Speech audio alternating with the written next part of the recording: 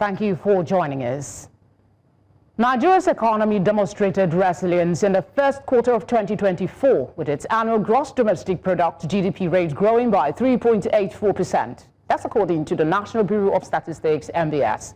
This growth rate surpasses the 3.46% recorded in both the third quarter of 2024 and the fourth quarter of 2023. The services sector was the primary driver of this growth, boosting an impressive 5.37% growth rate and contributing a substantial 57.38% to the aggregate GDP.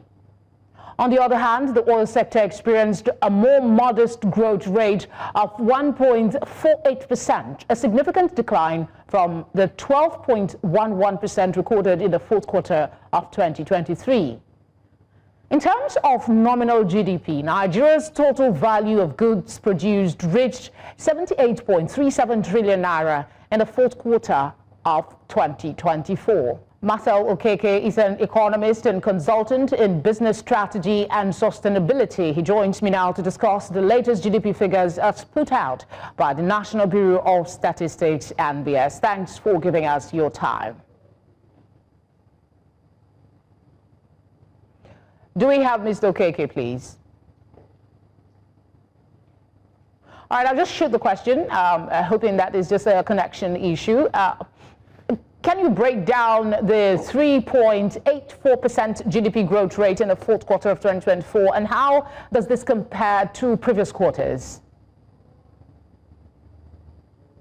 Well, the figure that has just been released by the National Bureau of Statistics shows an improvement over what it was in the third quarter and same quarter last year, the GDP, which is good, as an improvement, okay? But when you decompose the GDP, you see that services is still taking the lion's share, or contributing the largest quota share, which is not supposed to be, because it means that the real sector, what we call the real sector of the economy, which is really the productive sector, is not doing as well as is expected to do. When you talk about services, you could be talking about financial services, you could be talking about insurance, you could be talking about tourism, you could be talking about entertainment, you could be talking about Nollywood, and so on and so forth. So when you're talking about these ones, and sectors like agriculture, manufacturing, and are not doing so well, then you can see that the economy needs some kind of rebalancing. But it's okay to some extent, since we are still in a positive region and it's an improvement. So we are expecting that even as we are in 2025, that the economic growth, as the GDP, will even do better. We just expect, believing that this year's budget will be meticulously and committedly implemented to achieve that kind of improved growth. Thank you. Okay, let's look at the sectors that contributed the most to the GDP's growth in the fourth quarter of 2024. What would you say were the key drivers of their performance? Studied that preponderantly in the services sector that contributed more than 57% of the GDP, and even its no growth is more significant than the real sector, like agriculture, like manufacturing, like construction, and so on and so forth. So the services sector. Now I'm saying that it goes to indicate that our economy is still heavily propelled by services or consumption, if you like, services or consumption. Because when you talk about entertainment, when you talk about tourism, when you talk about related activities, you are still talking about consumption, which is, I would say, to the expense of production. What we call the productive sector. The agriculture did not do so well, neither did the manufacturing do so well, in the figure released by the National Bureau of Statistics. So going forward, the economy needs some kind of rebalancing so that as a growing economy or as a developing economy, we will be driven by production and productivity so that when that is achieved, something like the food insecurity or food challenges we're having, could be properly tackled when agriculture begins to grow at a much higher pace or manufacturing begins to grow at a much higher pace, all of them providing the much needed employment, So that's what we want to see going forward as against the current picture where services, dominate everything. Thank you. What would be some of your projections for Nigeria's GDP growth rate in 2025, and what will be some of the factors that will impact it?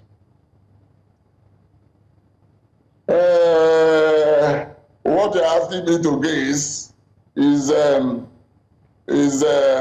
hard one because the world is experiencing what we can call a new world economy, as a developing new world economy. Since the inauguration of the latest president of the United States of America, has been coming up with all kinds of policies that will affect trade globally, and likely to some people could be deported from there. You have globalization will be turned to nationalism and all kinds of things. So with that, you don't know exactly how developing countries like Nigeria, largely import dependent and almost a product economy, how we're going to be affected. So given those variables that are beyond our control, and locally here, what we've been contending with, I have mentioned unemployment. I have to mention our exchange rate, which is yet to stabilize, and then high level of inflation that we are still fighting and all that. So I can only say that I don't think the GDP will do worse than what we have recorded now, which is something in the region of between 3 and 4%. That is still my projection, that the economy will still grow between 3 and 4% within 2025. Thank you. Before we let you go, this growth rate is being commended, but what would be some of the challenges Nigeria's economy would face in sustaining this growth rate? Well, I have mentioned some of them, especially high level of inflation. We are still contending with that, even after the rebasing of the consumer price index, which measures the rate of inflation. We are still at 24 something, which by African average is high. And when you compare it to the developed countries, where you don't have up to 4% level of inflation, then you can see that we still have a long way to go in battling inflation. And when you also look at our exchange rate, you see where we are coming from, that as at May 2023, we are below 500 naira to a dollar. And as we speak now, we are hovering around 1,500 to the dollar. And so that is still high. And we're still contending with the shortage of forex supply to the market. We are still concerned there is still massive demand as against, shortage of supply of forex in the market. So going forward, these are the things we'll be contending with. And I have also mentioned, oil production and the price of crude oil in the international market. As I speak now, this week, the price of crude oil in the international markets has come below, our 2025 budget benchmark of $75 per barrel. The price of oil in the global market has come below that.